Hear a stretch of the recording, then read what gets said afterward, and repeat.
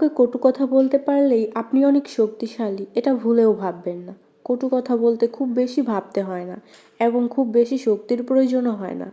যাকে তাকে যখন তখন কথা দ্বারা আঘাত করাই যায়। এতে অন্যের কাছে নিজের সম্মান ক্ষুণ্ণ হয়, আর কিছুই হয় না। আর কেউ যদি চুপ করে থাকে তাহলে তাকে ভুল করেও দুর্বল ভাববেন না। হয়তো সে আপনাকে এড়িয়ে চলছে, কিংবা সে অশান্তি চায় না বলে চুপ করে আছে। চুপ করে থাকতে অনেক শক্তির প্রয়োজন হয়, যা সবার থাকে না। আমি খেয়াল করেছি যারা চুপ থাকে ওইসব মানুষদেরকে না কিছু কিছু মানুষ অহংকারী ভাবে, কিন্তু তারা কি এটা জানে না চুপ থাকা একটা পরিশ্রমহীন এবাদত। আজকে আমি মেথি, কালোজিরা, আমলকি দিয়ে একটা হেয়ার প্যাক বানাচ্ছি। আমরা সবাই এটা জানি যে চুলের যত্নে এই 3টা উপকরণের কোনো তুলনাই হয় না। এই মেথি, আমলকি আর কালোজিরার মিশ্রণটা আমাদের চুলকে প্রাকৃতিকভাবে শাইনি করে, তারপরে চুল পড়া অনেকটাই কমিয়ে দেয়। আপনারা চাইলে এটি নিজেরাও ট্রাই করতে পারেন। আমি বলতে পারি এটা আপনাদেরকে একদম নিরাশ করবে না। আল্লাহ হাফেজ।